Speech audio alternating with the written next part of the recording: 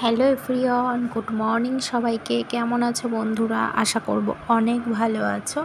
আমরাও কিন্তু অনেক ভালো আছি।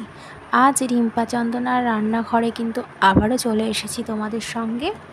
আজ নিয়ে এসেছি কিন্তু চিংড়ি মাছের মাথা ফেলে না দিয়ে এইভাবে একবার মুচমুচে বড়া বানিয়ে খেয়ে দেখুন। সত্যি বলতে খেতে কিন্তু অসাধারণ লাগবে। তাহলে চলো বন্ধুরা, আজকের রেসিপিটা কিন্তু তোমরা একদমই স্কিপ করো না, পুরোটা দেখার জন্য অনুরোধ রইল। তো দেখো, চিংড়ি মাছের মাথা কিন্তু আমরা একদমই ফেলে দিইনি। আমরা কিন্তু এখানে নিয়েছি বেশ বড় বড় সাইজের কিন্তু চিংড়ি মাছ। আর চিংড়ি মাছ কিন্তু আমরা ভালো করে ছাড়িয়ে চিংড়ি মাছের মুড়ো, চোখ আর সুর লম্বা শক্ত একটি কিন্তু ভেতরের দাঁত থাকে, আমরা কিন্তু ফেলে দেব।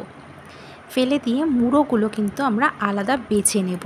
আর মাছগুলিকে আমরা অন্যভাবে রান্না করে আপনাদের কিন্তু দেখাবো আরেকটি ভিডিওতে। এবার চিংড়ি মাছগুলিকে আমরা ভালো করে ছাড়িয়ে নিয়েছি আর চিংড়ি মাছগুলিকে আমরা আলাদা করে রেখেছি। আর এদিকে চিংড়ি মাছের মাথাগুলিকেও আমরা বেছে নিয়েছি আর চিংড়ি মাছের মাথাগুলিকে আমরা পরিষ্কার করে কিন্তু আমরা ধুয়ে নেব। তো দেখো, এইভাবেই কিন্তু আমরা চিংড়ি মাছের মাথাগুলিকে কিন্তু ছাড়িয়ে রেখে দিয়েছি।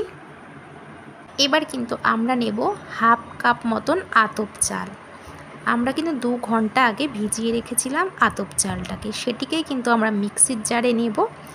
এইভাবে কিন্তু আমরা মুড়োটাকে নিয়েছি দেখুন। আর কিন্তু মিক্সির জারে কিন্তু আমরা চালটাকে দিয়ে দিয়েছি। আর কিন্তু আমরা 4-5টা মতন কাঁচা লঙ্কা দিয়েছি ঝালের জন্য। আর আমরা চিংড়ি মাছের মুড়োগুলিকে কিন্তু ভালো করে পরিষ্কার করে আমরা কিন্তু ধুয়ে মিক্সির জারের মধ্যে কিন্তু আমরা দিয়েছি। এবারে কিন্তু মুড়োর সঙ্গে কিন্তু আমরা চালটাকে আমরা খুব ভালো করে কিন্তু আমরা বেটে নেব। তো দেখো, আমাদের কিন্তু বাটা হয়ে গেছে। এবার কিন্তু আমরা একটি পাত্রে তুলে নিয়েছি। এবার আমরা কিন্তু এক এক করে এর মধ্যে দেব হলুদ গুঁড়ো, দেব আর লবণ দেব স্বাদের জন্য, আর কিন্তু ঝাল লঙ্কার গুঁড়ো দেব, আর সামান্য একটু চিনি দেব।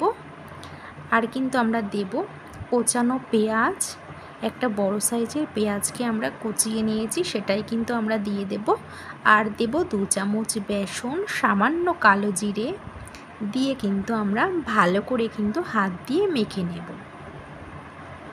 তো দেখো, আমরা কিন্তু হাত দিয়ে খুব ভালো করে কিন্তু মেখে নিচ্ছি। আর মাখাটা কিন্তু খুব ভালো করে করতে হবে।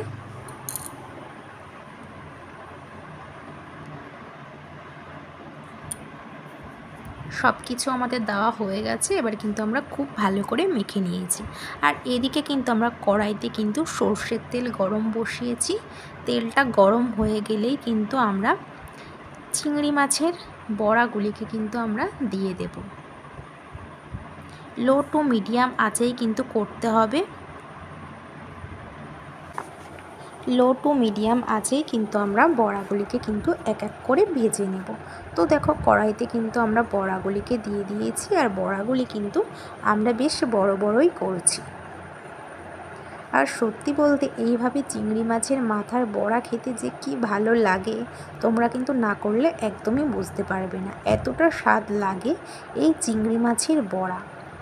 তো দেখো, বড়াগুলি ভাজা হচ্ছে। এবার একটু বড়াগুলিকে কিন্তু আমরা উল্টে পাল্টে দেব। যেহেতু এক পিঠ ভাজা হয়ে গেছে, এর জন্য কিন্তু আমরা বড়াগুলিকে একটু উল্টে দিচ্ছি আর এক পিঠ ভাজার জন্য। তো এইভাবেই কিন্তু আমরা সবকটি বড়া কিন্তু আমরা উল্টে পাল্টে ভেজে নেব। আর বাদবাকি বড়াগুলিও কিন্তু আমরা ভেজে নেব এগুলো ভাজার পরে। আর বড়া কিন্তু সবসময় সর্ষের তেলে ভাজলে খুবই ভালো হয়। আর আমরা সবসময় চেষ্টা করি সর্ষের তেলে বড়া ভাজার, কারণ খেতে খুবই ভালো লাগে সর্ষের তেলে বড়া ভাজলে। তো দেখো, বড়া ভাজা হয়ে গেছে। এবার কিন্তু আমরা বড়া ভাজাগুলিকে তুলে নিচ্ছি। আর ওই বড়া ভাজার তেলে আমরা 2টো শুকনো লঙ্কা কিন্তু ভেজে নিয়েছিলাম। গরম ভাতে কিন্তু বড়ার সঙ্গে শুকনো লঙ্কা দিয়ে খেতে কিন্তু দারুণ লাগে, আর গরম তেল। তো বন্ধুরা আমাদের কিন্তু বড়া ভাজা হয়ে গেছে চিংড়ি মাছের মাথার। এবার কিন্তু আমরা বড়াগুলিকে কিন্তু প্লেটে তুলে নিয়েছি। আর সত্যি বলতে এতটা ভালো লাগে না গরম ভাতে শুকনো লঙ্কা ভাজার সঙ্গে, কিন্তু দারুণ লাগে খেতে।